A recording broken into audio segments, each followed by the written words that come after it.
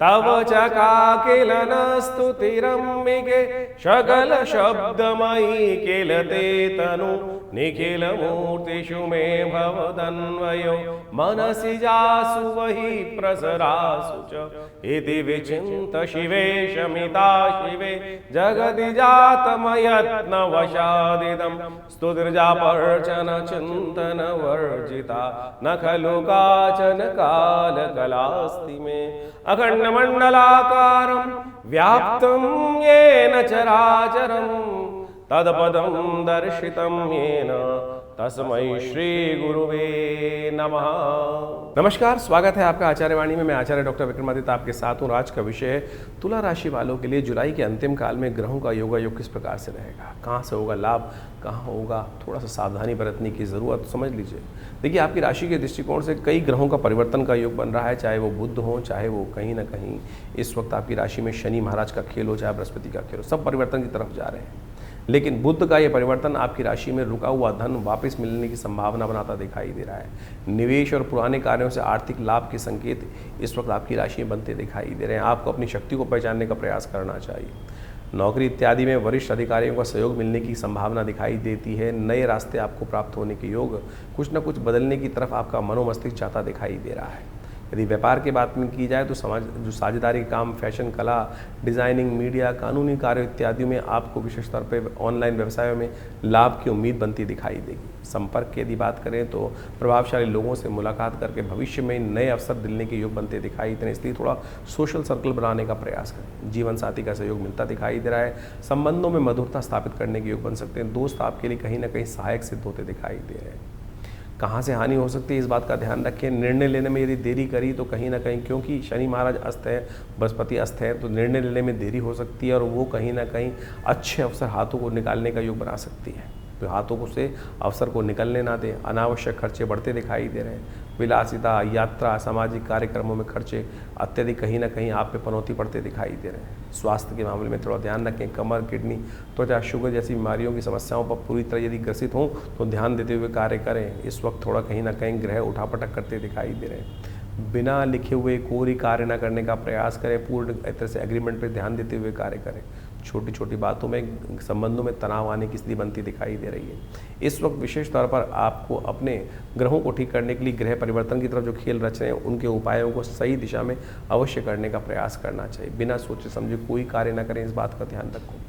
दूसरों के दबाव में आकर कोई कार्य करना, निर्णय लेने का प्रयास करना, वो कहीं ना कहीं आगे जाके भारी पड़ सकता है। दबाव में काम करना इस वक्त आपकी राशि के दृष्टिकोण से ठीक नहीं है। बिना जांच पड़ताल करे किसी भी कार्य में किसी पर भरोसा ना रखें, इस बात का विशेष तौर पर ध्यान रखने का प्रयास करना चाहिए आपको। और बहस में तो बिल्कुल ना फंसें। इस वक्त बृहस्पति महाराज कहीं ना कहीं अस्त है और बहस में पड़ने से कहीं ना कहीं आपके लिए हानि होने का जाल रास्ता जा सकता है। सेहत का ध्यान रखें। दिनचर्या में जो है, अच्छे दिनचर्या पे कहीं ना कहीं अपने उस भाव को ना त्यागें और विशेष तौर पर अपनी अच्छी दिनचर्या की अनदेखी ना करें, इस बात का ध्यान रखते हुए कार्य करें। 21 तारीख के लिए ग्रह गणना को उपाय प्रभाव समझ लीजिए। सबसे पहले हम बात करें तुला राशि वालों, इस वक्त ग्रह गणना के अनुसार से आपको समझ लेना चाहिए ग्रह कहाँ जा रहे हैं। तुला राशि वालों के लिए 21 तारीख की ग्रह गणना बहुत विशेष योग रखती है और ऐसे में बुध का ये परिवर्तन जो आपकी राशि में जो बना रहा है योग, भाग्य में बैठकर स्वग्रही महाराज बुध जो है वो कहीं ना कहीं उदय होने जा रहे हैं और ये उदय होकर कहीं ना कहीं आपकी राशि के दृष्टिकोण से नई उम्मीद बनाते दिखाई दे रहे हैं। धार्मिक कार्यों में रुचि बढ़ती दिखाई दे रही है और जहाँ धर्म होता है वो कहीं ना कहीं विजय के योग भी बनते दिखाई दे रहे हैं। बड़े लोग आपकी सहायता करने के लिए जो कुछ दिन पहले आपके सहायता का रास्ता नहीं मिल रहा था, नई उम्मीद आगे आने वाले समय में, जैसे ही बृहस्पति मार्गी हो, शुक्र ये बुध मार्गी हो जाएंगे, उदय हो रहे हैं, मार्गी हो जाएंगे, तो कहीं ना कहीं रास्ता आपके लिए सही चीज़ें प्राप्त करने के योग बन सकते हैं। भविष्य को समझकर भविष्य के लिए नई योजनाएं बनाने के लिए आप कार्य को ठीक से करते दिखाई दे रहे हैं। इस दिन मंगलवार का सुंदर सुयोग बन रहा है। अष्टमी तिथि विद्यमान है। गुप्त नवरात्र की अष्टमी का योग बन रहा है। ऐसे में भगवती दुर्गा की उपासना, भगवती जो है विशेष तौर पर महिषाग्नि भगवती का ध्यान करते हुए उनका पूजन करना आपकी राशि के दृष्टिकोण से बहुत श्रेष्ठ रहेगा। तो भाग्य में बैठे हुए बुध बदलकर कहीं ना कहीं नए योग बनाने के रास्ते बनाते दिखाई दे रहे हैं। महाअष्टमी के अवसर पर भगवती दुर्गा महाकाली की सुंदर आराधना समस्त अनिष्टों को दूर करने का योग बना सकती है। भगवती के मंदिर में जाकर हलवे का भोग, लाल वस्त्र भगवती को अर्पित करना बड़ा कल्याणकारी योग बनाएगा आपके लिए। 22 तारीख की यदि हम बात करें, बुधवार का अवसर, नौमी तिथि विद्यमान है। भड्डली नौमी का योग लेकर आइए, गुप्त नौमी का विशेष तौर पर सुंदर योग बन रहा है। इस दिन भगवती महालक्ष्मी की सुंदर आराधना, जिनको विशेष तौर पर ऐरावती व्रत के रूप में इस दिन विद्यमान शास्त्र में किया गया है। तो ऐसे में कहा जाता है कि ऐरावत पर आरूढ़ भगवती महालक्ष्मी की सुंदर आराधना करने से बहुत ज़बरदस्त महालक्ष्मी प्राप्ति के योग बन जाते हैं। ग्रह नक्षत्रों के दृष्टिकोण से इस वक्त ग्रह गणना जो दिखा रही है, आपके लिए नई उम्मीद उदय करती दिखाई दे रही है। चंद्रमा परिवर्तन की तरफ जा चुके हैं और आपके अंदर नए विश्वास का उदय करते दिखाई दे रहे हैं, नई शक्ति का उदय करते दिखाई दे रहे हैं। बृहस्पति अस्त होते हुए भी बुध ने जो और साथ साथ चंद्रमा ने नया सुयोग बनाया है आपकी राशि के दृष्टिकोण से, वो बहुत अनुकूल स्थिति में जाता दिखाई दे रहा है। लेकिन फिर भी थोड़ा खर्चों पे कंट्रोल रखना बहुत ज़्यादा ज़रूरी रहेगा। बिना आवश्यक खर्चे जो हैं उनको कम करने का प्रयास कीजिए। आपके ग्रह कहीं ना कहीं आपके लिए सहायक सिद्ध होते दिखाई देंगे। 22 जुलाई को गुप्त नवरात्रि का अंतिम दिवस है और गुप्त नवरात्रि का अंतिम दिवस भड्डली नौमी के रूप में विद्यमान होता है। ये भड्डली नौमी समस्त अनिष्टों को दूर करने का योग बनाती है। अनसूज साया आखिरी माना जाता है और इसके बाद शुभ मुहूर्त समाप्त हो जाते हैं। फिर 4 महीने तक कोई मुहूर्त नहीं रहता है और ऐसे में भड्डली नौमी का योग जो है गुप्त नवरात्रि का अंतिम दिवस भी माना जाता है। इस दिन ऐन्द्रिय व्रत भी कहा जाता है। गुप्त नवरात्रि के नौमी दिवस पर, जैसे महानवमी का सुंदर पर्व होता है, इस दिन ऐन्द्रिय व्रत के नाम से शास्त्र में वर्णित किया गया है। ये ऐन्द्रिय व्रत जो है कहा जाता है भगवती महालक्ष्मी ऐरावत पर सवार होकर जो है महालक्ष्मी का आशीर्वाद देने के स्वरूप में पदार्पण करती है और जो 9 दिन तक भगवती के विभिन्न स्वरूपों का ध्यान करते हुए, उनका पूजन करते हुए, महालक्ष्मी के रूप में उनकी सुंदर आराधना करते हैं, उनके बहुत से मनोकामनाओं को पूर्ण करने के योग बनते हैं। हमने विवेकानंद योगाश्रम में इस बार जो है शतचंडी का सुंदर कार्यक्रम रखा। शतचंडी के सुंदर कार्यक्रम में माँ भगवती के विभिन्न मंत्रों का, दुर्गा सप्तशती के संपूर्ण 700 मंत्रों का यज्ञ नित्यपति रहा और इस नौमी के महाअवसर पर उनका दिव्य यज्ञ संपन्न रहेगा और भगवती की सुंदर उपासना, महालक्ष्मी जी की सुंदर उपासना समस्त अनिष्टों को निवारण करने के लिए रखी गई है। आप सब भी इस नवरात्रि के पूर्णाहुति के यज्ञ में पधारें और भगवती के निमित्त के सानिध्य में बैठकर उनका दिव्य यज्ञ करने का प्रयास करें। माँ आश्रम पर माँ भगवती का दिव्य स्वरूप विद्यमान है जो 500 साल पुराना है।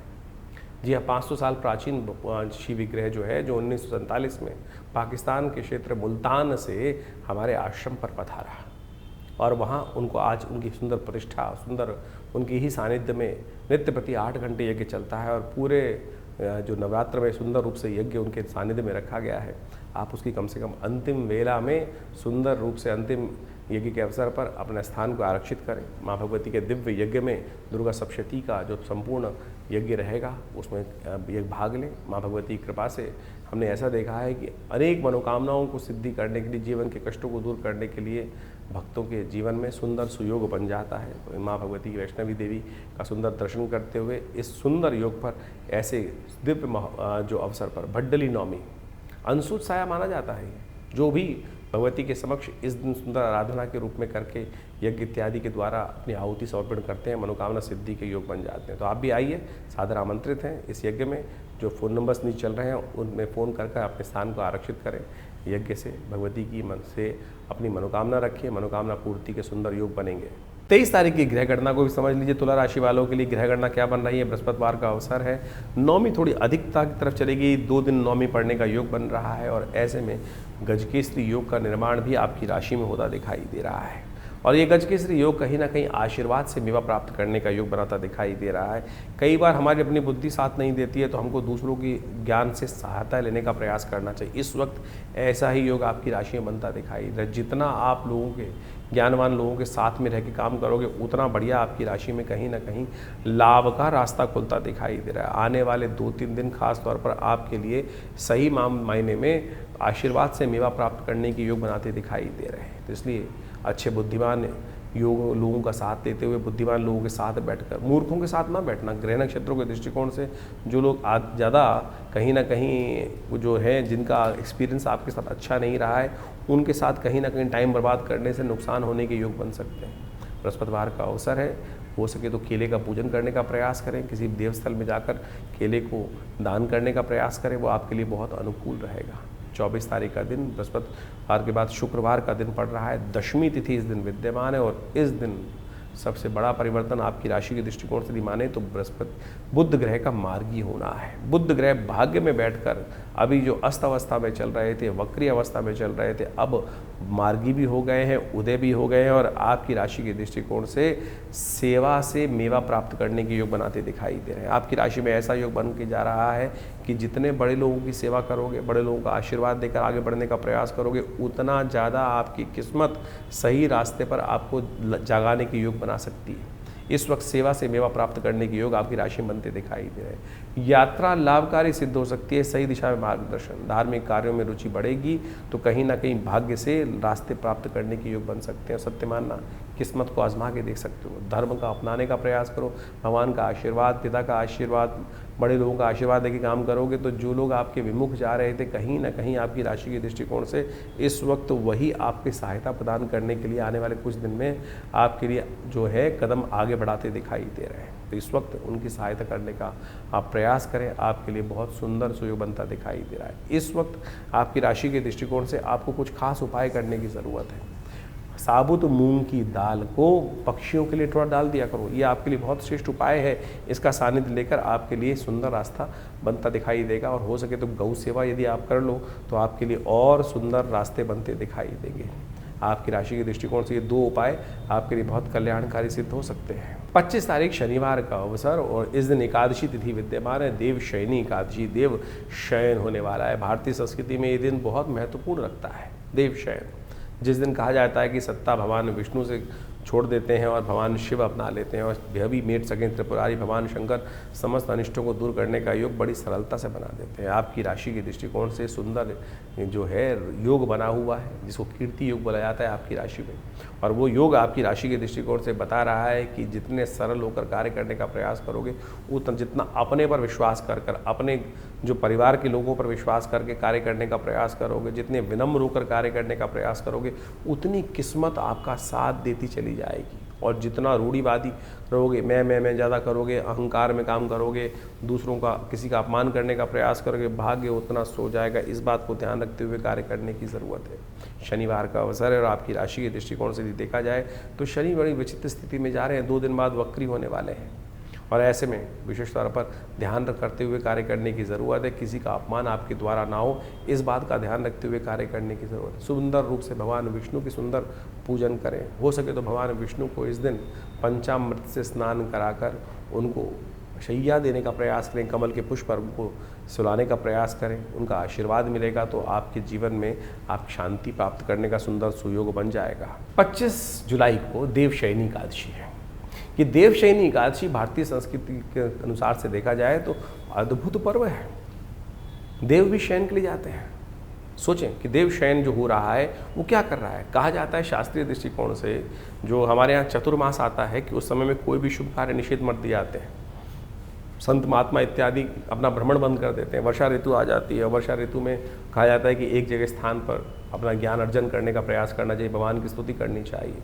सत्ता जो है वो भगवान विष्णु के हाथ से निकलकर शिव के हाथ में आ जाती है और उसके बाद सावन का सुंदर पदार्पण होता है। ये आध्यात्मिक दृष्टिकोण से बहुत महत्वपूर्ण योग है। कहा जाता है कि इस दिन भगवान विष्णु जो हैं वो शेष नाग पर कहीं ना कहीं 4 महीने के लिए विश्राम के लिए चले जाते हैं। देव शयन हो जाता है। समस्त शुभ कार्य शास्त्र में निषेध कर दिए जाते हैं। विवाह इत्यादि, मुहूर्त इत्यादि, दुकानों के मुहूर्त, घर के मुहूर्त, मूर्ति प्रतिष्ठा, जो भी कहीं ना कहीं नए नए कार्य आरंभ करने हैं, वो सब कहीं ना कहीं गृह आरंभ तक रुक दिए जाते हैं। नींव का पूजन तक रुक दिया जाता है। गृह प्रवेश तक कहीं ना कहीं शास्त्र में निषेध कर दिया जाता है। फिर दिवाली के 11 दिन बाद जब देव उठनी एकादशी आती है, उसके बाद से समस्त शुभ कार्य आरंभ करने के योग बनते हैं। लेकिन कहा जाता है कि ये समय बड़ा एक बार आध्यात्मिक दृष्टिकोण से बड़ा शुभ होता है। भगवान विष्णु तो बड़ी तपस्या से प्रसन्न होते हैं, लेकिन भगवान शिव जो हैं, जिनके हाथ में सत्ता आ जाती है, सावन का महीना शुरू होने वाला होता है, केवल एक लोटे जलमात्र से लोगों की मनोकामना सिद्धि करने के योग बना देते हैं। तो ऐसे में बड़ी श्रद्धा के साथ, बड़ी सरलता से लोग कावड़ लेके चलते हैं, भगवान का सुंदर स्तुति करने की तरफ आगे भागते चलते हैं।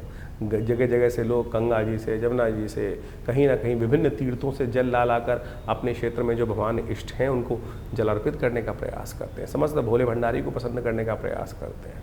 तो आप इस दिन विशेष तौर पर भगवान विष्णु की सुंदर आराधना करें।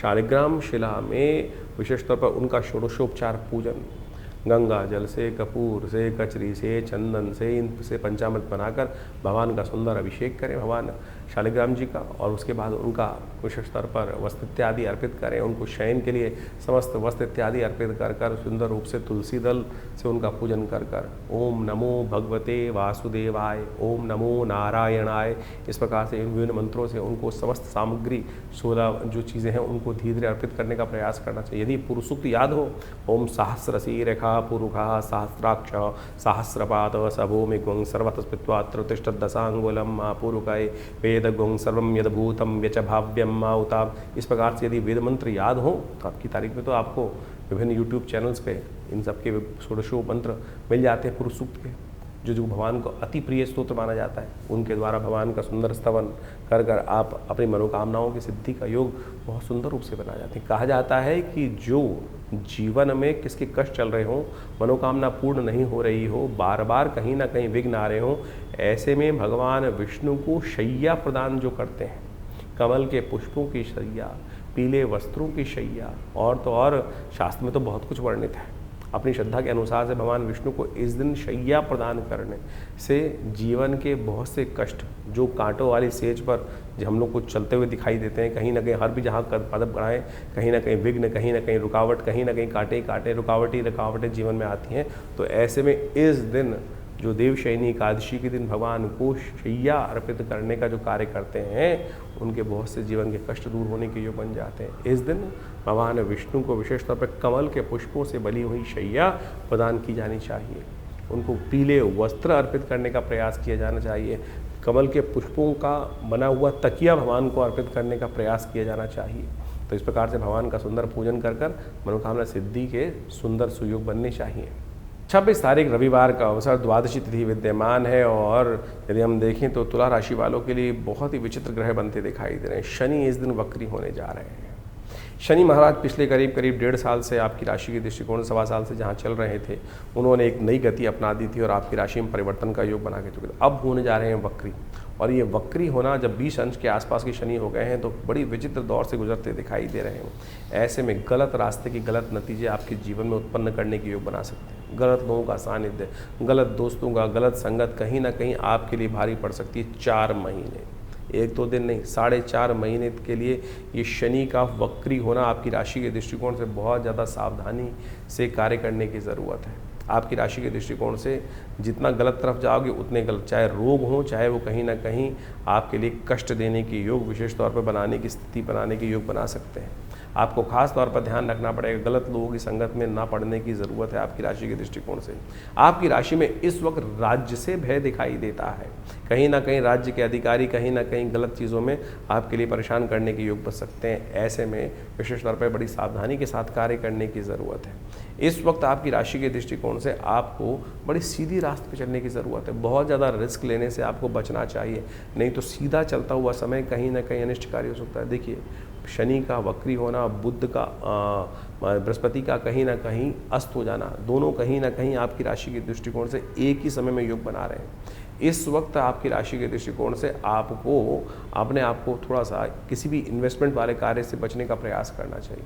सोशल सर्कल को बढ़ाने का प्रयास करेंगे, वो अच्छा रहेगा। अच्छे लोगों के साथ, बड़े विशाल हृदय वाले व्यक्ति लोग आपके लिए कल्याणकारी योग बना सकते हैं। उनकी सहायता लेकर आप बहुत सारी तेज गति से आगे बढ़ सकते हैं। नहीं तो कहीं ना कहीं लोग आपको किसी जाल में फंसाने का कार्य करते दिखाई देंगे। कुछ ही विशाल हृदय व्यक्ति हैं जो आपके लिए सानिध्य रास्ता बनाने का योग बना सकते हैं। हनुमान जी की सुंदर जितना आशीर्वाद हनुमान जी का इस वक्त आपकी राशि के दृष्टिकोण से, हनुमान जी आपके लिए सब प्रकार से कहीं ना कहीं कष्ट निवारण करने का योग बना सकते हैं। कुछ खास उपाय हैं इस शनि को बदलते हुए, आप उनको समझ लीजिए, वो करने का प्रयास करेंगे, वो कहीं ना कहीं आपके लिए रास्ता अच्छा बनाने के योग अवश्य देंगे।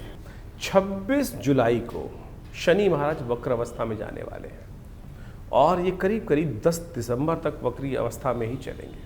ऐसे में ये 4.5 महीने का जो समय है विशेष तौर पर बहुत महत्व रखता है। हर राशि के दृष्टिकोण से आपको समझ लेना चाहिए कि विशेष तौर पर आपकी राशि के दृष्टिकोण से क्या प्रभाव उत्पन्न कर रहा है। अभी आपने समझा आपकी राशि के दृष्टिकोण से उसका क्या प्रभाव है। जब शनि वक्री हो जाते हैं तो कहा जाता है कई गुना अधिक शक्तिशाली हो जाते हैं। ऐसे में इनके प्रभाव में कई गुना अधिक हो जाता है प्रभाव। और शनि तो महाराज जो हैं वो वैसे ही क्रूर ग्रह माने जाते हैं, पाप ग्रह माने जाते हैं। और जब वो कहीं ना कहीं व्यक्ति दुष्कर्म करता है, गलत कर्म व्यक्ति के द्वारा हो जाता है, तो दंडाधिकारी के रूप में वो बड़े निष्पक्ष होकर अपने प्रभाव को उत्पन्न करने का प्रयास करते हैं। ऐसे में शनि को मनाओ, सदा सुख पाओ, इस बात को अवश्य ध्यान रखने का प्रयास करना चाहिए। इस वक्त बृहस्पति महाराज अस्तवस्था में चल रहे हैं, शनि वक्री हो गए हैं, और ऐसे में ग्रहों की जो कुचाल चल रही है उससे आपको समझने का रास्ता, बचने का प्रयास करना चाहिए। विश्व में पुनः एक बार भयावह स्थिति अपनी निर्माण होती दिखाई देगी। युद्ध का वातावरण जो पूरे विश्व में कहीं ना कहीं बना हुआ है, उठापटक का दौर कहीं ना कहीं चलता दिखाई देगा पुनः एक बार। ऐसे में आपकी राशि के दृष्टिकोण से आपको कुछ खास उपाय अवश्य करने का प्रयास करना चाहिए। सबसे पहले तो ये अच्छा योग ये बन रहा है कि इस वक्त जो सावन का महीना आ रहा है, सावन के महीने में भगवान शिव की जितनी उपासना करोगे शनि के लिए उतना प्रसन्न का वातावरण बन सकता है। कहा जाता है कि जब शनि खराब चल रहा हो तो शनि की स्थिति को ठीक करने के लिए भगवान शंकर की कृपा में चले जाओ तो भावी मीट सके त्रिपुरारी। अब आपसे कोई ना कोई अपराध कहीं ना कहीं हम सबसे होता रहता है, कहीं ना कहीं कोई गलत कार्य हो गया तो शनि तो अपना प्रभाव से उसका फल देने के लिए आपको रहेगा। लेकिन जब जीवन में कोई ऐसा प्रभाव हो जाए जिसका रास्ता ना निकल रहा हो तो भगवान शंकर की उपासना। ऐसे में शनि ने जैसे ही वक्री मार्ग पर पदार्पण किया है, सावन का महीना शुरू होने वाला है, ऐसे में भगवान शंकर का तेलाभिषेक, तिल के तेल से भगवान का अभिषेक, जो मंत्र कहा गया है वो एक रुद्राष्टध्यायी के अंतर्गत का आया है, शन्नो देवी रविष्ट्रयापो भवन्तु पीतये शन्नो रविष्ट्रवन्तु नः। इस मंत्र का जप करते हुए भगवान शंकर का तेलाभिषेक यदि शनिवार के शनिवार भी आप करते चले जाओ, सत्य मानना कि शनि का कैसे ही नेगेटिव प्रभाव हो, अशुभ प्रभाव हो, वो अपना प्रभाव निष्क्रिय कर देते हैं। तो इसलिए अपने उस क्रूर प्रभाव से, कहीं ना कहीं पाप प्रभाव से आप बच सकते हैं। तो ऐसे में सबसे पहले तो सद्गुण का पालन करने का प्रयास करें, गलत काम ना करने का प्रयास करें, झूठ ना बोलने का प्रयास करें, किसी भी रूप से जो भी है उठापटक नहीं तो जीवन में कहीं ना कहीं योग बनता चला जाएगा। ऐसे में शास्त्र के दृष्टिकोण से अनेक उपाय शास्त्र में वर्णित किए गए। एक दिव्य उपाय है जिसका केवल लोग आज की तारीख में, कलयुग में यही पूछते हैं ना कि छोटा सा कौन सा उपाय है महाराज, तो हम आपको वो मंत्र बताने जा रहे हैं जिसको शनि स्तोत्र कहा जाता है। वो शनि स्तोत्र अद्भुत रूप से भगवान महाराज दशरथ जी के द्वारा, राम जी के पिता दशरथ जी के द्वारा देवासुर संग्राम से पहले रास्ते में जब जा रहे थे देवासुर संग्राम में भाग लेने के लिए, तो रास्ते में शनि के दर्शन होते हैं। तो ऐसे में भगवान महाराज दशरथ भगवान शंकर, भगवान शनिदेव की स्तुति करते हैं। वो दशरथ कृत शनि स्तोत्र कहा जाता है, और एक ही स्तोत्र महाराज शनि का पूरे शास्त्रों में विद्यमान है, और कोई स्तोत्र नहीं है, केवल दशरथ कृत शनि स्तोत्र मिलता है। और वो ऐसा अद्भुत है कि एक बार, केवल एक बार यदि व्यक्ति नित्यप्रति पाठ कर ले, श्रवण कर ले, सुन ले, तब भी शनि प्रसन्न हो जाते हैं, शनि अपना दुष्प्रभाव कभी नहीं दिखाते। तो वो इस प्रकार से हम आपके समक्ष हाथ बंद करके बैठे भगवान का सुंदर स्तवन करें।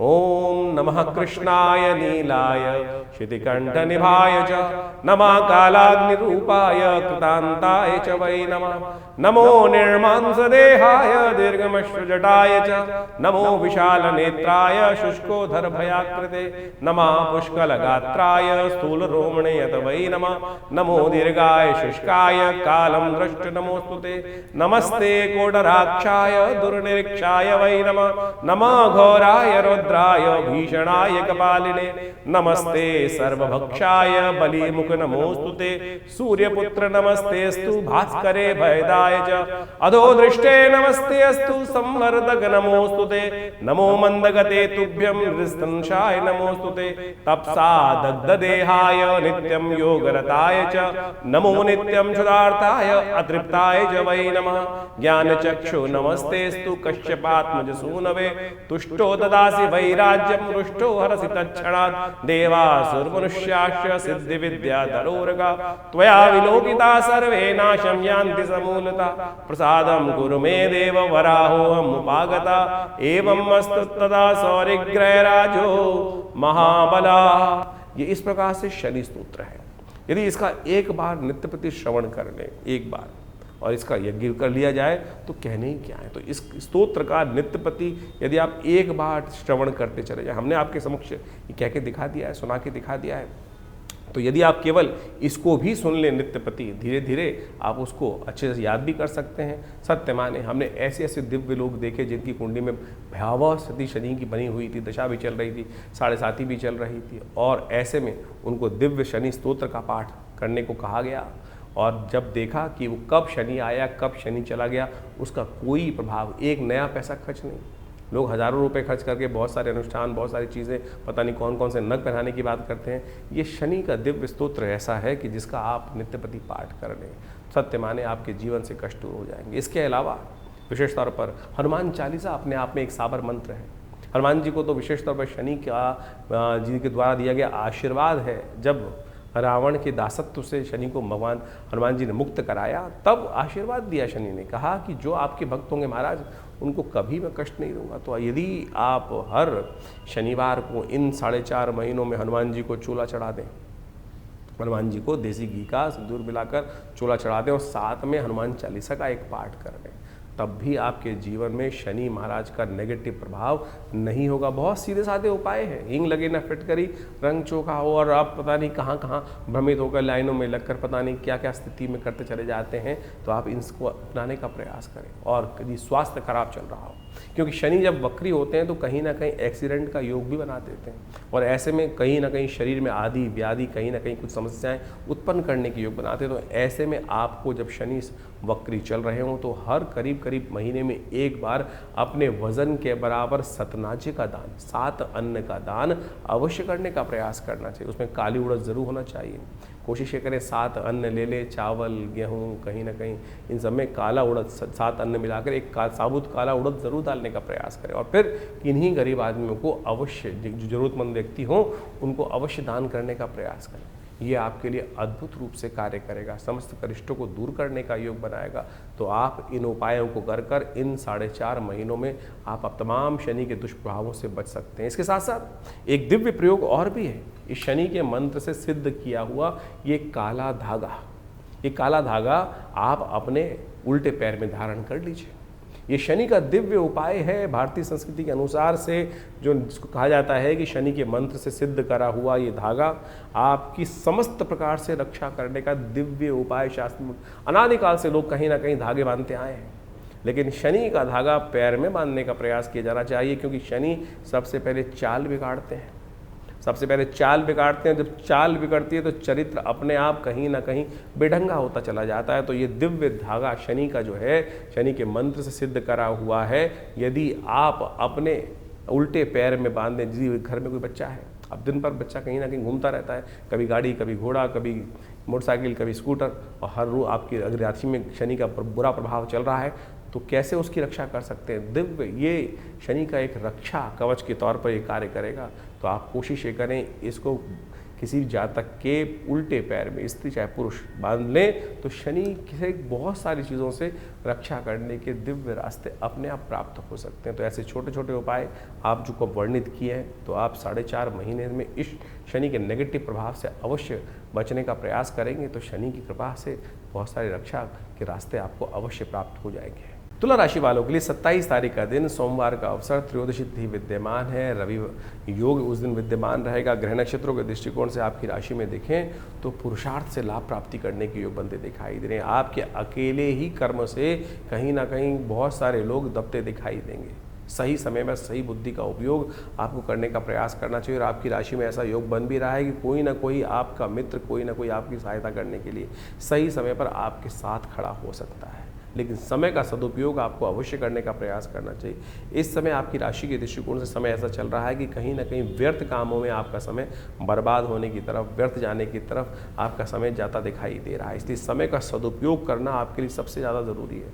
भगवान शिव का सुबह सुबह ध्यान करें। रविवार सोमवार का अवसर है, भगवान शिव का दुग्धाभिषेक कर उनका सानिध्य प्राप्त करना आपके लिए कल्याणकारी रहेगा। 28 तारीख मंगलवार का अवसर, चतुर्दशी के साथ पूर्णिमा का जो योग बन रहा है, सत्यव्रत का योग जो बन रहा है, बहुत ही कल्याणकारी स्थिति आपके लिए उत्पन्न करता दिखाई दे रहा है। ऐसे में ग्रह योग का परिवर्तन आपकी राशि के दृष्टिकोण से जो ग्रहों का परिवर्तन होगा, शाम आते आते कहीं ना कहीं आपकी मेहनत रंग लाती दिखाई दे रही है। इस दिन विशेष तौर पर आप शाम तक आपकी राशि में कहीं ना कहीं आपके अपने मेहनत से, आपके अपने प्रयास से चीज़ें सफलता की तरफ जाने की योग बना सकती हैं। आने वाले 2-3 दिन खास तौर पर आपके लिए पॉजिटिव जाते हुए दिखाई दे रहे हैं। इसलिए सबका सहयोग लेकर आपको आगे चलने का प्रयास करना चाहिए। अकेले अकेले कार्य करने से कुछ नहीं होने वाला।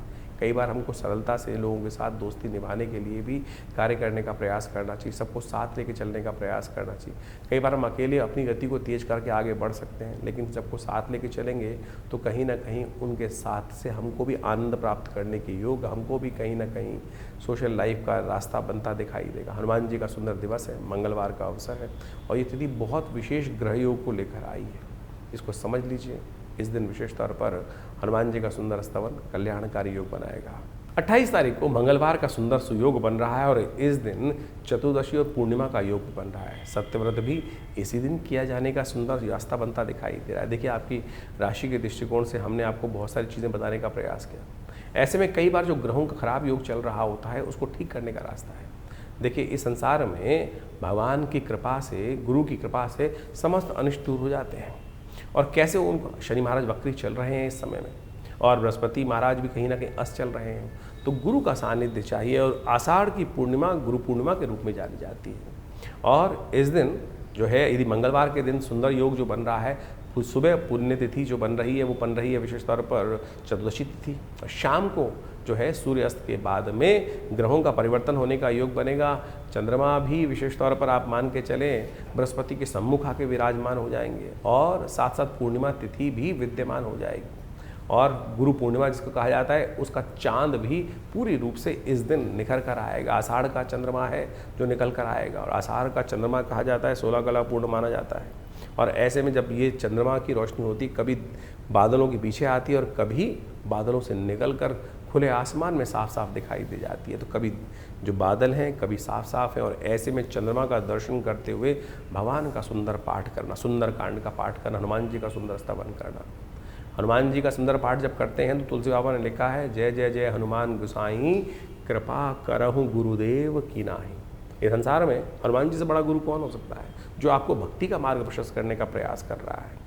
और आपके ग्रह जो चल रहे हैं खराब इस वक्त आपकी राशि के दृष्टिकोण से, जैसा हमने बताया, बृहस्पति भी अस्त चल रहे हैं, शनि भी कहीं ना कहीं वक्री चल रहे हैं और 4 महीने तक वक्री चलेंगे। तो इस दिन विशेष तौर पर हनुमान जी का सुंदर स्तवन करने का प्रयास करें। हनुमान जी को ही गुरु मानकर, जो तुलसी बाबा ने माना, क्योंकि तुलसी बाबा को दर्शन जो कराए वो विशेष तौर पर हनुमान जी ने ही तो कराए। हनुमान जी की आराधना, जब उन्होंने हनुमान जी के चरण पकड़ लिए तो उनका दर्शन कर कर तभी उनके जीवन में वो जो योग था वही बना, और जिसके कारण से उनको राम जी के दर्शन हुए। चित्रकूट के घाट पर भई संतन की भीड़, तुलसीदास चंदन किसे तिलक देत रघुबीर। जिस प्रकार से कहा गया है, हनुमान जी की कृपा से ही अनेक रूप से जब नहीं दर्शन हो पा रहे थे तो हनुमान जी ने जबरदस्ती करवाने का प्रयास, ऐसा गुरु चाहिए ना। तो आप संसार के चक्र में कहाँ फंस रहे हैं, तो सुंदर रूप से हनुमान जी का सुंदर स्तवन इस दिन अवश्य करने का प्रयास करें। आषाढ़ की पूर्णिमा की रात्रि और मंगलवार का सुंदर सुयोग, तो ऐसे में हनुमान जी का सुंदर स्तवन समस्त अनिष्टों को दूर करने का योग बनाएगा। तो ऐसे में हमने विवेकानंद योगाश्रम में इस शुभ तिथि में गजकेसरी योग के अंतर्गत सुंदर कांड का पाठ रखा है, भगवान का सुंदर स्तवन करने का रखा है। और तुलसी बाबा ने तो यहाँ तक कहा है, और देवता चित्त न धरहीं, हनुमत से ही सर्व सुख करहीं।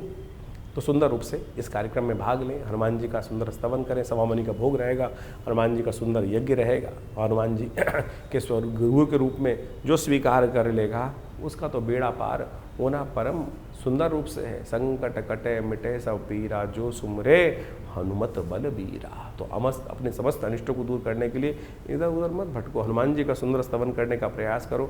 आप भी अपने नाम से इस सुंदर कार्यक्रम में भाग ले सकते हैं। व्यवस्थाएं आपके सामने दी गई हैं, फ़ोन नंबर्स दिए गए हैं। आप आइए, सुंदर रूप से हनुमान जी का स्तवन करने के लिए इस दिन अवश्य पधारें। हनुमान जी की सिद्ध मूर्ति विवेकानंद आश्रम में सदगुरु आचार्य श्री केशव देव जी के द्वारा प्रतिष्ठित की गई है। उनका दर्शन कर लेने से, उनको सुंदर सिंदूर चढ़ा लेने से कई सारी भ्रांतियाँ लोगों के मनो मस्तिष्क में हैं। स्त्रियों को हाथ नहीं लगाना चाहिए, और कुछ ये बहुत सारे लोग, देखिए वैसे तो मूर्ति को किसी को हाथ नहीं लगाना चाहिए ये, लेकिन यदि पुजारी के रूप में आप उपस्थित हैं तो शुद्ध पवित्र होकर मानस पूजा सुंदर रूप से कर हनुमान जी का सुंदर स्तवन करने का प्रयास यदि करेंगे तो बहुत ही कल्याणकारी रहेगा। भक्त के लिए कोई जाति नहीं है, कोई वर्ण नहीं है, कोई भक्त समस्त वर्णों के हैं। समस्त प्रकार से सरलता से जो हो वही भक्त बन जाता है, वही सदा कल्याण का योग बनाता है। तो इस गजकेसरी योग में हनुमान जी का सुंदर स्तवन आपके समस्त अनिष्टों को दूर करने का योग बनाएगा। 29 तारीख बुधवार का अवसर, पूर्णिमा तिथि का सुंदर सुयोग बन रहा है, गुरु पूर्णिमा का सुंदर योग बन रहा है, और आपकी राशि में बन रहा है बड़ा सुंदर योग, जो आपके नाम को, आपके कहीं ना कहीं वैभव को, आपकी कहीं ना कहीं संपदा को आगे बढ़ाने की योग बना सकता है। कहीं ना कहीं आपकी चीज़ों को जो है मेहनत रंग लाती हुई दिखाई दे रही है। मेहनत के अनुसार से कहीं ना कहीं सफलता प्राप्त करने की योग आपकी राशि बनते दिखाई दे। बृहस्पति इस दिन अस्त जरूर चल रहा है, लेकिन हम अपने दिमाग से बजाय अपने जो गुरुजन हैं उनका सहायता लेकर, अच्छे लोगों का सहायता लेकर, अच्छे लोगों के विचार से सहायता लेकर यदि आगे बढ़ने का प्रयास करेंगे तो उसके आशीर्वाद से हमारे में जीवन में कहीं ना कहीं सुख समृद्धि प्राप्त करने के योग सुंदर रूप से बन सकते हैं। ग्रह कहीं ना कहीं कई मामलों में पॉजिटिव होते हुए कार्य करते दिखाई दे रहे हैं। उस पॉजिटिविटी को हमें लेने का प्रयास करें। इस संसार में जो एनर्जी है ना वो घूमती रहती है। यदि हम अपने आप को सरल करने का प्रयास करेंगे तो कहीं ना कहीं हमारा बुद्धि जो है, विद्वान जो है, उस पॉजिटिविटी को ग्रहण करने का प्रयास करेंगे। अच्छा सोचोगे तो अच्छा दिखना शुरू हो जाएगा।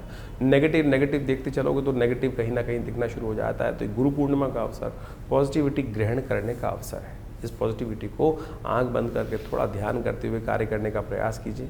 गजकेसरी योग बना हुआ है, इससे सुंदर योग आपकी राशि में क्या बनेगा, इसलिए उसका सानिध्य लेने का प्रयास करें तो आपके लिए बहुत शुभ रहेगा। गुरु पूर्णिमा भारतीय संस्कृति में एक अद्भुत दिवस है। आषाढ़ मास की पूर्णिमा के दिन गुरु पूर्णिमा का योग बनता है और भारतीय अध्यात्म संस्कृति में कहा जाता है कि जिस व्यक्ति ने अपने जीवन में गुरु नहीं बनाया तो उस जीवन में उस व्यक्ति के द्वारा कोई भी शुभ कार्य करने का अधिकार उसको मिलता नहीं है। एक बार नारद जी भ्रमण करते हुए शास्त्र के दृष्टिकोण से कहा जाता है कि विष्णु लोक पहुँचे, और जब विष्णु लोग पहुँचे भगवान के दर्शन करने के लिए तो भगवान से कुछ वार्तालाप करी। वार्तालाप करने के बाद संतुष्ट हुए तो वहाँ से निकले वहाँ से श्रीमन नारायण का स्मरण करते हुए, ओम नमो नारायण करने का मंत्र जप करते हुए। जैसे ही नारद जी वहाँ से गए तो भगवान विष्णु ने अपने पार्षदों से कहा कि जहाँ ये नारद जी खड़े हुए थे उस जगह को पवित्र करने का प्रयास, पवित्र करो, वहाँ गोबर से लीप कर उस स्थान को पवित्र करो।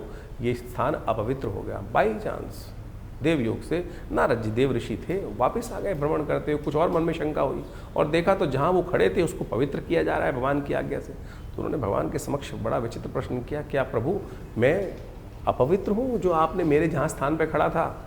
बोले हाँ नारद, तुमने किसी को गुरु बनाया नहीं इसलिए तुम अपवित्र हो। और जो व्यक्ति गुरु नहीं बताता है, गुरु के दर्शन नहीं चलता है, अपने गुरु मंत्र नहीं लेता है, वो अपवित्र ही माना जाता है। उसके स्थान जहाँ खड़ा हो उस स्थान पर खड़े होने की आज्ञा किसी को नहीं है, वो स्थान अपवित्र हो जाता है। तो उन्होंने बड़े विनम्रता से भगवान से पूछा नारद जी ने कि प्रभु अब क्या करूँ, किसको गुरु बनाऊँ?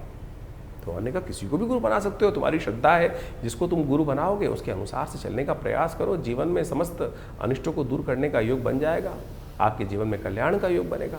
आपको मंत्र जप का अधिकार भी गुरु मंत्र की दीक्षा लेने के बाद, गुरु दीक्षित होने के बाद ही मिलता है इस संसार के अंदर। लोगों ने नहीं समझा। भगवान की आज्ञा के अनुसार नारद जी ने कहा महाराज किसको बनाओ? तो भगवान ने भी लीला रची।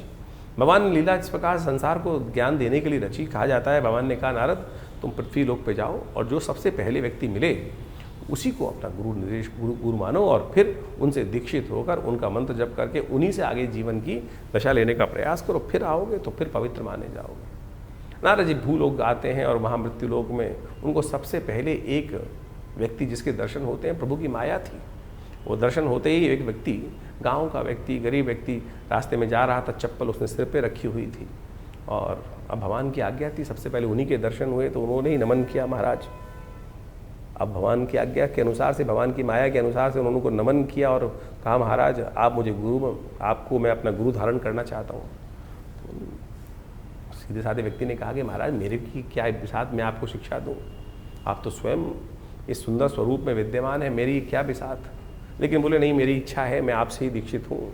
तो उन्होंने उनसे दीक्षा ले ली। जो मंत्र दिया उस मंत्र को उन्होंने ले लिया। उस मंत्र को जप करने के लिए जो भी बना, उसके बाद भगवान घूमते घामते फिर पहुँचे भगवान विष्णु के पास। भगवान विष्णु से उन्होंने कहा कि प्रभु आपकी आज्ञा के अनुसार से मैं मंत्र दीक्षित ले आया। बोले नारद जी किससे दीक्षा ली आपने? तो महाराज वहाँ पर एक व्यक्ति मूर्ख रूप में था और गंवार था, अनपढ़ था और सिर पे चप्पल रख के जा रहा था। बड़ा मूड लग रहा था, कहीं ठीक नहीं लग रहा था, लेकिन आपकी आज्ञा थे मैंने उनसे दीक्षा ले ली। भगवान ने कहा नारद तुमने बड़ा अपराध किया। गुरु का इस प्रकार से अपमान करना, कहा जाता है घोर नरकादि लोगों को पूरी 84 लाख योनि तुम्हें भोगनी पड़ेंगी और उन सब की जो त्रास है तुमको भोगनी पड़ेगी। अपने तुमने इतना प्रभाव, इतना निष्क्रिय कार्य जो है, ऐसा कार्य किया है कि जो विशेष तौर पर तुमको अपराध बोध भी नहीं है इसका। नारद जी ने क्षमा मांगी कि प्रभु क्या करूं अब?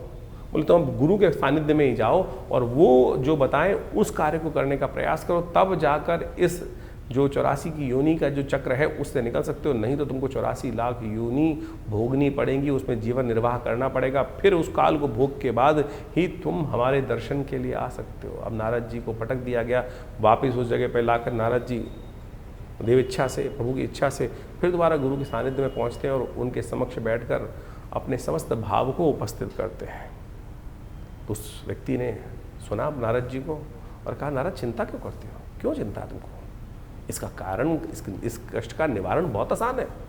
नारद जी को नहीं समझ में आया था, लेकिन उस दिव्य आत्मा ने कहा, नारद जी कोई चिंता मत करो, ये पहाड़ सामने दिखाई दे रहा है, इस पहाड़ पर तुम 84 लाख योनियों के जो है समस्त चित्रकला निर्वाहो और ऊपर से लौटते हुए नीचे आकर लौट आओ, नीचे आकर। नारद जी को बड़ा आश्चर्य हुआ कि इस व्यक्ति ने मुझे इतना दान बताया और कहा कि पूरा ऊपर से लेकर उन 84 लाख योनियों के नाम लिखकर समस्त व्यवस्था बनाई और फिर लौटते लाटते ऊपर से लेटते हुए नीचे आते हुए उन सब में भोगते हुए, उनको कहा जाता है कि वो समस्त 84 लाख योनि भोगने के बाद पुनः पहुँचे और वो जो श्राप था, जो अपराध किया था, उससे निवृत्त हुए। तो जो कहा गया ना, गुरु गोविंद दोनों कड़े काके लागू पाऊँ, बलिहारी गुरु आपनो जिसने गोविंद दियो मिलाए। ये शास्त्र में कथा इसलिए वर्णित की गई है कि आप सदमार्ग पर उस सरलता से प्राप्त कर सकते हैं गुरु के सानिध्य में। तो आप कोशिश ये करें, अपने जीवन में गुरु मार्ग मंत्र का अवश्य जप करने का प्रयास करें। भगवान से मिलने का मार्ग भी गुरु निर्देशित कर सकते हैं। तो आप बड़े बड़े चमत्कार हैं गुरु मंत्र के, शास्त्र में जो वर्णित हैं उनको हमें जीवन में देखने का प्रयास करना चाहिए।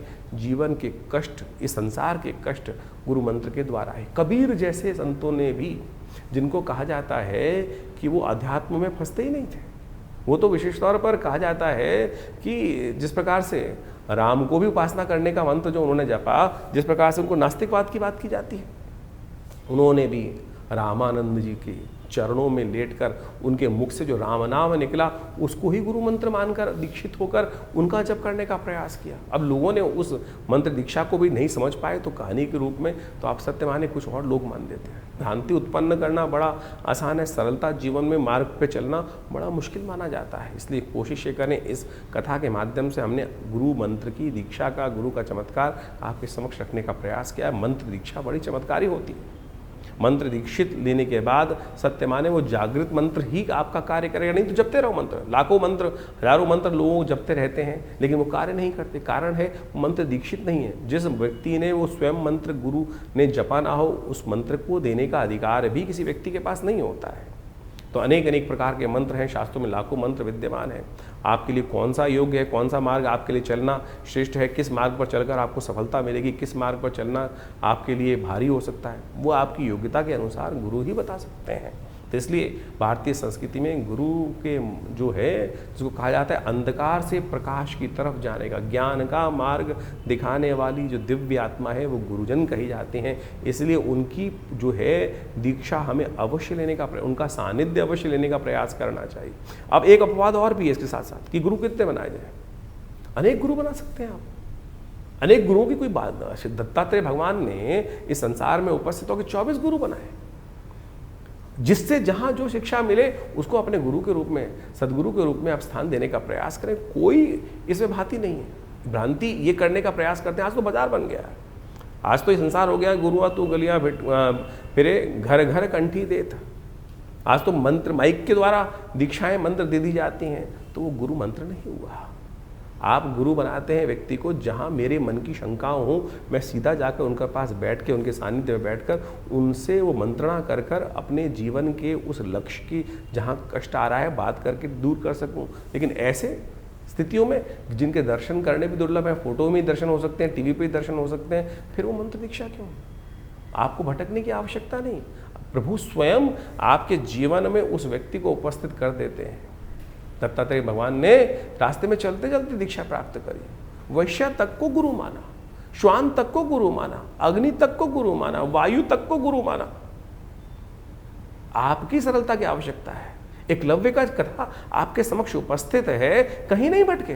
गुरु द्रोण के पास जाने की उनके सामर्थ्य नहीं थी, क्योंकि वो राजकुमारों को दीक्षा देने के लिए कटिबद्ध थे, वो बाहर दे ही नहीं सकते थे। ऐसा नहीं कि गुरु द्रोण ने नहीं देना चाहा, लेकिन वो कटिबद्ध थे, वो राज्य आज्ञा से बंधे हुए थे कि राज्य पुरुष, क्योंकि वहाँ पर वो जिस प्रकार से उन्होंने शपथ ले रखी थी कि मैं केवल राजपुरुषों को ही, अर्जुन को ही सर्वश्रेष्ठ धनुर्धर बना के भीष्म के समक्ष उन्होंने प्रतिज्ञा ली थी ये बात।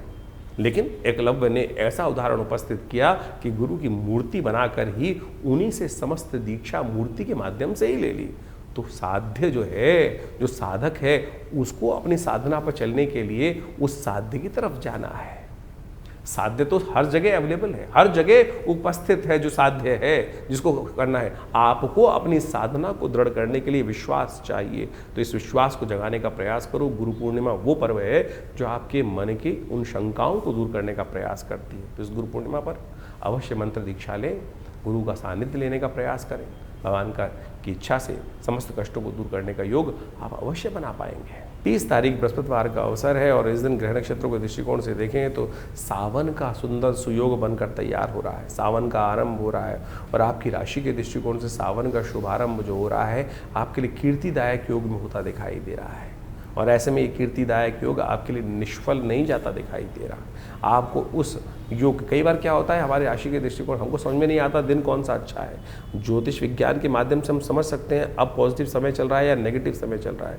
कई बार हमारा समय खराब जा रहा होता है तो हम उसी दिशा में अच्छे समय को भी ऐसे ही निकाल देते हैं। अब ग्रह बता रहे हैं कि कम से कम कई ग्रहों के परिवर्तन से आपके लिए समय जो है अनुकूल परिस्थिति में आ गया है और अब आपको छलांग लगाने का समय सही दिखाई देता है। यदि मिट्टी में भी हाथ डालोगे तो कहीं ना कहीं अपने लिए चीज़ों को शोषित करके ले आओगे, निकाल कर ले आओगे, उसको खींच कर ले आओगे, अट्रैक्ट करके ले आओगे। तो समय इस वक्त आपके लिए कहीं ना कहीं संपदा को, कहीं ना कहीं धन को, कहीं ना कहीं विजय को आकर्षित करने की तरफ जाता दिखाई दे रहा है। शिव का ध्यान करें, सुबह सुबह शिव का ध्यान करके, शिव का पूजन करके सावन के सुंदर इस समय में भगवान का कृपा से कार्य करने का प्रयास कीजिए। चीज़ें पॉजिटिव होने की तरफ जाती दिखाई दे रही हैं। 30 तारीख से सावन का सुंदर महीना शुरू हो रहा है और इस समय में जब भगवान विष्णु शेषशैया पर विश्राम में चले जाते हैं और समस्त राज सत्ता जो है भगवान शिव के हाथ में आ जाती है, शिव को प्रसन्न करने के अद्भुत दिन होते हैं। ये 30 दिन का सावन मनोकामनाओं को सिद्धि करने का योग बनाता है। चाहे जीवन में कैसे ही कष्ट हो, चाहे आकांक्षाएं हो, कैसी आकांक्षा हो, इस संसार में मनुष्य रूप में ही आप जन्म लेकर उन इच्छाओं को, आकांक्षाओं को, उन मन के भावों को, मनोकामनाओं को सिद्धि करने का योग बना सकते हो। और किसी रूप में नहीं जाके, किसी संसार में किसी और योनि में न जाकर आप मनोकामनाओं को पूर्ण करने का योग नहीं बना सकते, इस मनुष्य रूप में बना सकते। सावन का वो सुंदर महीना है। जिसने भी भगवान शिव को भजा है उनकी समस्त मनोकामनाएं सिद्धि करने के सुंदर सुयोग प्राप्त हो जाते हैं। जल से यदि मन में संतुष्टि चाहते हो, तुष्टि चाहते हो, तो भगवान शंकर का अभिषेक जल से इस सावन के महीने करने का प्रयास करो। यदि समृद्धि चाहते हो तो कहा जाता है कि दूध के द्वारा अभिषेक करने से पुष्टि प्राप्त करने के योग बन जाते हैं। और यदि जीवन में समस्त संपदाओं का सुख चाहते हो, वाहन, घर, घोड़ा इत्यादि समस्त प्रकार की निधियाँ चाहते हो, तो रुद्री के अंदर कहा गया है कि दही के द्वारा भगवान का अभिषेक करने का प्रयास करना चाहिए। यदि ग्रहों का अशुभ प्रभाव चल रहा हो तो कहा जाता है कि भगवान का अभिषेक भस्म के द्वारा करने का, भस्माभिषेक जो होता है ना, उसके द्वारा करने का हमें प्रयास करना चाहिए। उससे जीवन के सत्य के प्रति हमारी आकर्षण शक्ति बनती है, सही रूप से मंत्र की सिद्धि प्राप्त करने का योग बन जाता है। यदि धन, वैभव, इन सब की प्राप्ति करना चाहते हो तो कहा जाता है कि भगवान का सुगंधित गंध के द्वारा, गंधोदक के द्वारा, इत्र के द्वारा भगवान का जो अभिषेक करता है उसकी मनोकामना सिद्धि का सुंदर सुयोग बन जाता है। कहा है सुगंधिम पुष्टिवर्धनम, सुगंधि युक्त जल से, सुगंधित तेल से यदि भगवान का अभिषेक करने का प्रयास करोगे तो इस प्रकार की मनोकामना सिद्धि का सुंदर योग बन जाता है। यदि आपके शत्रु बाधाएं आपको बहुत परेशान कर रही हैं तो तेल के द्वारा भगवान का सुंदर अभिषेक इस सावन के महीने में हमें करने का प्रयास करना चाहिए। ये मनोकामना सिद्धि को पूर्ण करने के लिए अद्भुत योग बनाकर आपकी राशि में इस प्रकार से हजारों औषधियाँ हैं।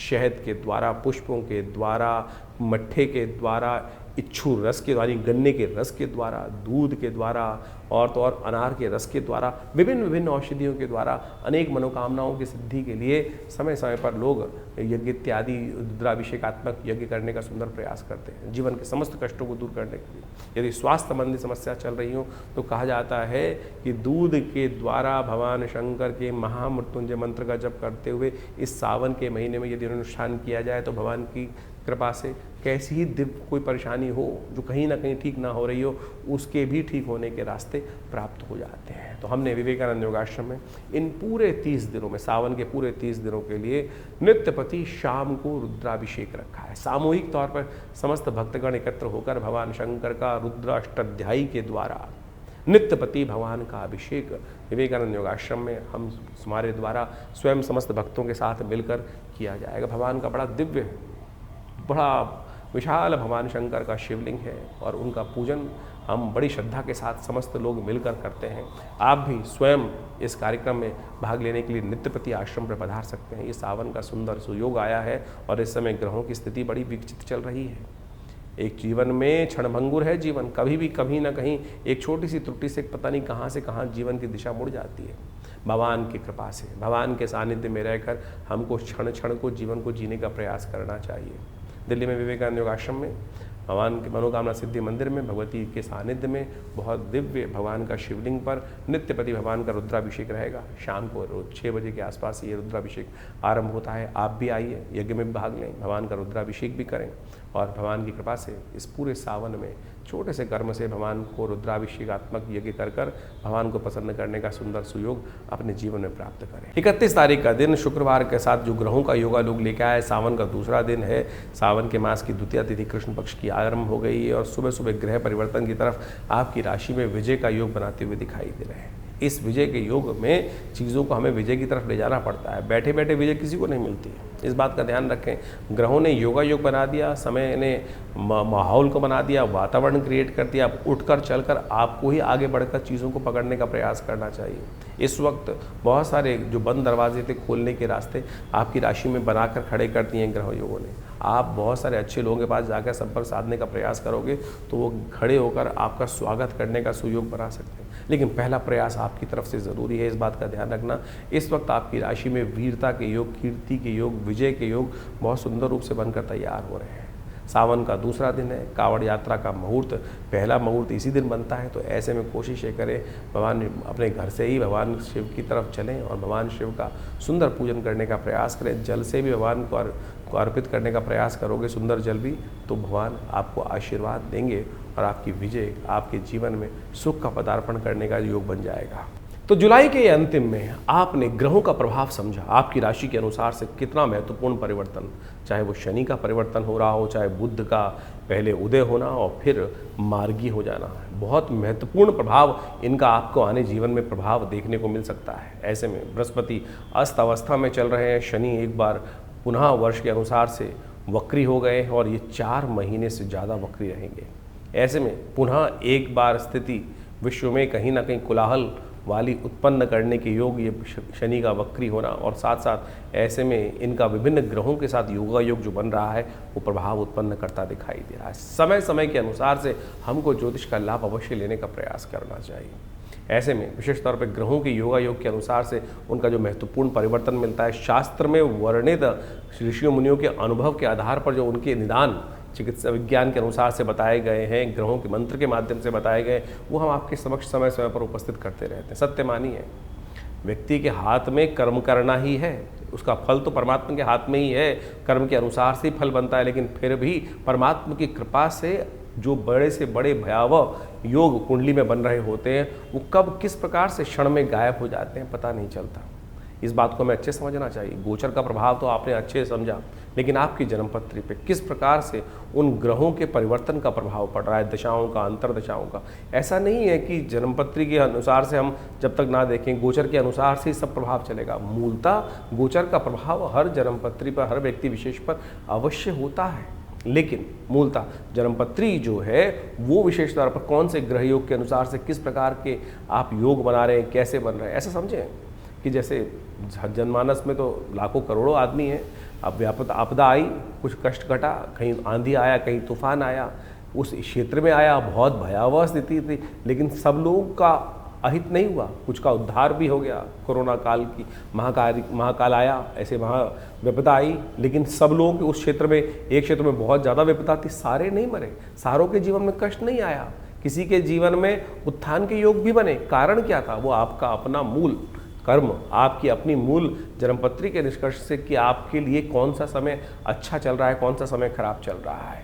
तो ऐसे भयावह काल में भी हम उन्नति कैसे योग बना सकते हैं और अच्छे काल में अपने ग्रहों को किस प्रकार से और अच्छा कर सदमार्ग की तरफ, सही मार्ग की तरफ तेजी से आगे बढ़ने के योग बना सकते हैं, वो जन्मपत्री का जन्म ज्योतिष विज्ञान का एक चमत्कारिक विषय है। इसलिए हमें अपने जन्मकाल के अनुसार से, date of birth, time of birth, place of birth के अनुसार से जो खाका बनता है, दशाएं, महादशाएं, अंतरदशाएं, इन सबको देखते हुए, देशकाल परिस्थिति को समझते हुए भविष्य को देखने का प्रयास करना चाहिए और उससे बहुत कुछ पूर्वाभास हो सकता है, बहुत सा पूर्वाभास पहले हो जाता है और उसको समझकर हम अपने समय के अनुसार से अपने रास्ते को सही रूप से चुन सकते हैं। जैसे एक व्यक्ति पढ़ाई कर रहा है किसी क्षेत्र में, उसका भाग्य तो कहीं किसी और क्षेत्र में लिखा था उन्नति का, लेकिन वो भटकते भटकते कभी ये कभी वो वहाँ पहुँचता है, वो अंत में जाकर जो जिससे किस्मत जागनी थी वहाँ पहुँचता है, फिर उस पर कार्य करता है। और फिर अगर ज्योतिष के दृष्टिकोण से पहले ही जान लिया जाए कि इस व्यक्ति के लिए कौन सा मार्ग सबसे श्रेष्ठ है और उसको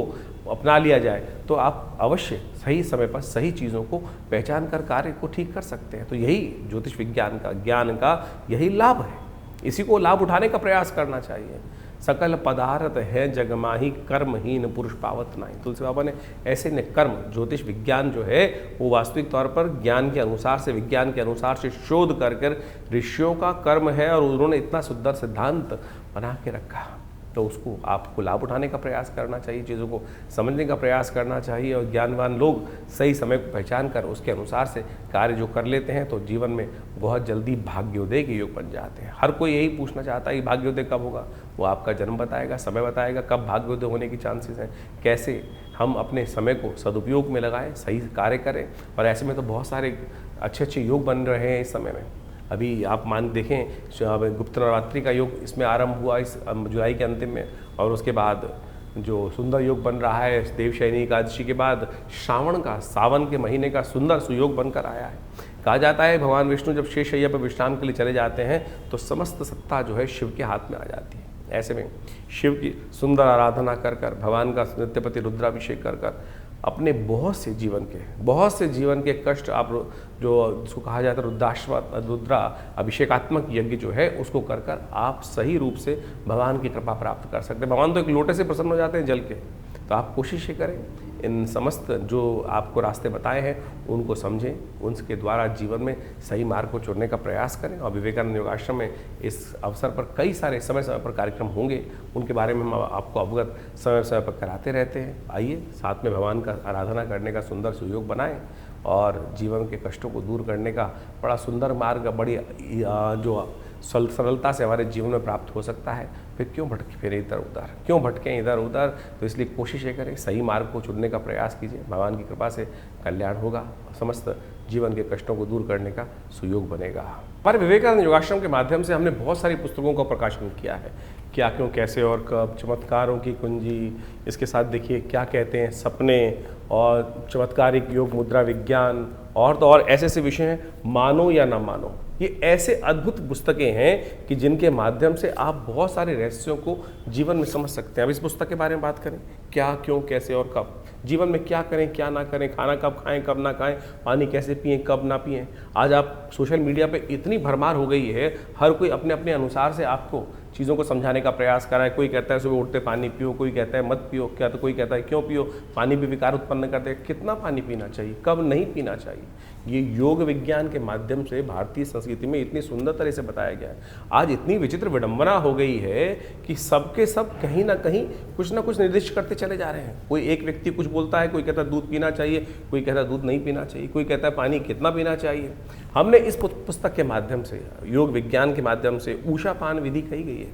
100 अंजुलि पानी पीने के लिए शास्त्र में विधान कहा गया, पानी किस प्रकार से पीना चाहिए और कैसे पिएं, कब ना पिएं, कौन से महीने में क्या खाएं क्या ना खाएं। यहाँ तक भारतीय संस्कृति, अभी वर्षा ऋतु चल रही है, वर्षा ऋतु के अनुसार से शास्त्र में कहा जाता है कि भैया सावन हर्रे भादो तिक्त, सावन में हरी सब्जी नहीं खानी चाहिए, हरी जो पत्ते वाली सब्जी है उसको खाने से परहेज करना चाहिए। और उसको आज से नहीं, अनादिकाल से भारतीय संस्कृति में इन सब सिद्धांतों को बता दिया गया था। और तो और यज्ञ विज्ञान कैसे आपके जीवन में लाभ दे सकता है और बहुत सारी और समस्या नज़र लग जाए कैसे उसको दूर करें, इस सब संबंध में इन पुस्तकों में हमने अद्भुत रूप से इन समस्त ज्ञानों को देने का प्रयास किया है, इन सब बातों को चर्चा करने का प्रयास किया है। तो आप इनके विषय को यदि ये समझेंगे तो इतने सुंदर तरीके से मुख कैसे धोएं, पानी कितना पिएं, स्नान कब करना चाहिए, स्नान कैसे करना चाहिए। भारतीय संस्कृति में स्नान के बारे में सबसे पहले स्नान करना है, पानी डाल के आ गए, ये तो स्नान नहीं हुआ ना। स्नान किस प्रकार से किया जाए, कैसे आपके बहुत सारे घमौरिया इत्यादि बहुत सारी और समस्या स्किन की डिजीज आती है, यदि सही रूप से स्नान कर लिया जाए तो कहा जाता है कि बहुत सारी स्किन की समस्याएं उस स्नान से ठीक हो सकती हैं। इसके अलावा भगवान का चरणामृत हम लेते हैं, उस चरणामृत का क्या फ़ायदा है, किस प्रकार से भगवान का पूजन करने के बाद मंदिर में घंटा बजाते हैं, शंख बजाते हैं, ऐसे विषय हमने इन पुस्तकों के माध्यम से सद्गुरु आचार्य श्री केशव देव जी के सानिध्य में बैठकर जो रिसर्च हो सकती थी, ऐसी करीब करीब 50 पुस्तकें आश्रम के द्वारा लिखी गई हैं। मानो या न मानो, स्वप्न विज्ञान की एक ऐसी चीज़ है कि स्वप्न विज्ञान, सपनों में क्या दिखाई दिया, हम सबको सपने आते हैं और हम कई बार भयग्रस्त हो जाते हैं कि सपना देखा, ये कुछ अशुभ होने वाला है, शुभ होने वाला है। कौन सा सपना क्या प्रभाव उत्पन्न करता है, अ से लेकर पूरा अंतिम वर्णावली के साथ कौन कौन से शब्द के अनुसार से कौन सी चीज़ आपने देखी है, सड़क देखी है, सपने में सांप देखा है, कहीं धन देखा है, हवा देखी है, आंधी देखी है, प्रेत देखी है, पित्रात्मा देखे हैं, उन सब का क्या प्रभाव है, क्या वो आपके लिए को भयग्रस्त कर रहे हैं, कब कौन सा स्वप्न प्रभाव देगा, कितने दिन में प्रभाव देगा, कौन सा निदान अशुभ स्वप्न को दूर करने के लिए करना चाहिए, वो सब हमने इस पुस्तक के माध्यम से आप सबके समक्ष रखा है। तो आप इन पुस्तकों को पढ़ें और देखिएगा सही रूप से आपके जीवन में जो अज्ञान की जो एक समय चल रहा है अंधकार का, अज्ञान का, उसको ठीक करने का रास्ता आपको केवल इस पुस्तक के माध्यम से ही मिल जाएगा। तो ऐसी ऐसी बहुत सारी पुस्तकें हैं। एक ये पुस्तक है चमत्कारिक मुद्रा विज्ञान, ये हमारा अपना विषय है। पूरे विश्व में हमने इस विषय को पहुंचाया कि मुद्राओं के द्वारा कैसे विभिन्न रोग ठीक कर सकते हैं, कान के दर्द से लेकर हृदय रोग जैसी परेशानियों को ठीक करने के लिए ये मुद्राएं चमत्कार अपना प्रभाव दिखाती हैं। विवेकानंद हॉस्पिटल इस संबंध में बहुत अद्भुत कार्य कर रहा है। दिल्ली में 100 बेड का हॉस्पिटल संस्थान के द्वारा बनाया गया है, जो भारत सरकार के पैनल पर भी है, दिल्ली गवर्नमेंट के पैनल पर भी है, और हर रोज़ करीब करीब 100 और 200 लोग यहाँ पर आकर अपना इलाज करवाते हैं प्राकृतिक चिकित्सा के माध्यम से, बिना किसी औषधि के, इन मुद्राओं के द्वारा, ध्यान योग के द्वारा। तो आप इस आश्रम पर जुड़ें और इन समस्त जो है, हमारी वेबसाइट भी आप जा सकते हैं vivekanandnaturecure.com, www.vivekanandnaturecure.com। और ये जो प्राकृतिक चिकित्सा का हॉस्पिटल है, योग विज्ञान का हॉस्पिटल है, आयुर्वेद का हॉस्पिटल है, तो यहाँ पर जमुना पार में आप इसमें आके अपनी चिकित्सा सुविधाएं भी ले सकते हैं। और तो आश्रम में यज्ञ तो नित्य प्रति चलते ही हैं, और उस यज्ञ के माध्यम से विभिन्न प्रयोग जो किए जाते हैं, चाहे कैसी ही समस्या है, उन सब को ठीक करने के लिए भगवान की कृपा से विभिन्न मार्ग खुल सकते हैं। आप सत्य माने, बहुत सारे अजीब अजीब केस आते हैं, किसी का स्वास्थ्य ठीक नहीं हो रहा है, तो हमने देखा महामृत्युंजय मंत्र का जो एक यज्ञ है, उसका दिव्य मंत्र का जप करते हुए सही रूप से जो उचित ब्राह्मणों के द्वारा, जो विद्वान ब्राह्मणों के द्वारा सही मंत्र का उच्चारण करते हुए यदि कार्य किए जाए तो वो अद्भुत रूप से मंत्र चमत्कारिक कार्य करते हैं। जीवन में कई ऐसी घटनाएं, शत्रु परेशान कर रहे हैं, बाधा पहुंचाए जा रहे हैं, ठीक नहीं कर रहे हैं, तब उनके लिए देवी के विभिन्न स्वरूपों का ध्यान, विभिन्न मंत्रों का प्रयोग, कैसे उन बाधाओं को दूर करके आपके जीवन में विजय का शंखनाद उत्पन्न किया जा सकता है, वो बिल्कुल अद्भुत रूप से मंत्र कार्य करते हैं। लोग मान नहीं रहे हैं, जो बदमाश हैं, दुष्ट हैं, वो कहीं ना कहीं अपनी उस छवि को छोड़ ही नहीं रहे हैं और आपके जीवन में उनको आघात पहुंचाए जा रहे हैं। उनके रहते हुए आप अपने जीवन में विजय नहीं प्राप्त कर सकते, आपको उनके साथ उनकी दुष्टता को समाप्त करने का कार्य ही करना पड़ेगा। तो ऐसे मंत्र विज्ञान के माध्यम से आप अपने जीवन को, कष्ट को दूर करने के लिए, अब बात बंधन का योग किसी कुंडली में आ गया, बंधन का योग साफ साफ दिखाई दे रहा है, कहीं ना कहीं ग्रह परस्पर ऐसे योग बना रहे हैं कि बंधन का योग, जेल जाने का योग है, कहीं ना कहीं आपके समय खराब है आपका। तो ऐसे में दुर्गा की नामावली का एक अद्भुत चमत्कारिक प्रयोग है, जिसका यदि प्रयोग किया जाए, भगवती के नामावली का यज्ञ जो है शास्त्र में वर्णित है, समस्त भयों को जीवन से दूर करने का योग बना देता है। कहीं कोई नेगेटिव प्रयोग, किसी ने दुरात्माओं का प्रयोग किसी व्यक्ति के खिलाफ कर दिया, बहुत सारे लोग आते हैं इस बाधाओं से मन से ग्रसित होते हैं। तो ऐसे में कहा जाता है भगवान बटुक भैरव जी का यज्ञ जो है, उन मंत्रों से हमने विभिन्न रूप से विभिन्न आदमियों पर करके देखा, कैसी छाया, कैसा नेगेटिव प्रभाव, कैसी दुरात्मा की शक्ति, उन सब को ठीक करने के लिए ये जो मंत्रों के प्रयोग है, भैरव जी का मंत्र का प्रयोग है, ओम ह्रीं बटुकाय आपद उद्धारणाय कुरकुर बटुकाय ह्रीं स्वाहा, अद्भुत रूप से चमत्कारिक कार्य करता है।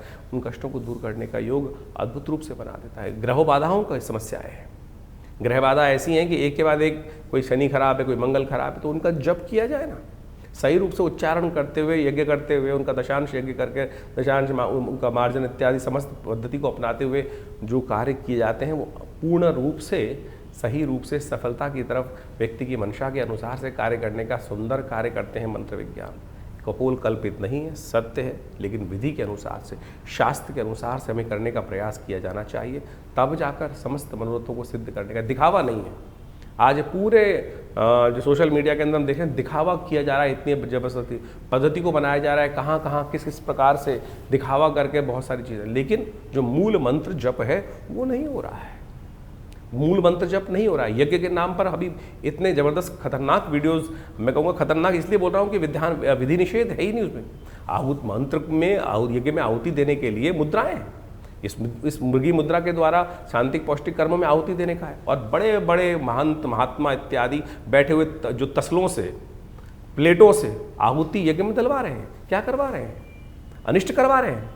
कब आहुति डलनी चाहिए? मंत्र में स्वांते आहुति समर्पय, स्वाहा के अंत में आहुति डलनी चाहिए। कोई विधि किसी का पालन नहीं किया जा रहा है, केवल पंप एंड शो और दिखा दिखो के ड्रामेबाजी कर कर जो यज्ञ विज्ञान के नाम पे, अध्यात्म के नाम पर आज दुराग्रह पूरे विश्व में चल रहा है, ये भयावह है। आप स्वयं करिए, हमारे साथ रविवार को यज्ञ में बैठिए। कोई दक्षिणा नहीं ली जाती, कोई पैसा नहीं लिया जाता। जो लोग कुछ बैठना चाहते हैं रविवार को यज्ञ में आकर आश्रम पर यज्ञ में बैठ सकते हैं। तो इन समस्त विधियों का आशा करते हैं आप पालन करेंगे, समझेंगे, चीज़ों को सही रूप से करेंगे। तो आप जुड़िए विवेकानंद योगाश्रम से, आपका कल्याण होगा। धन्यवाद।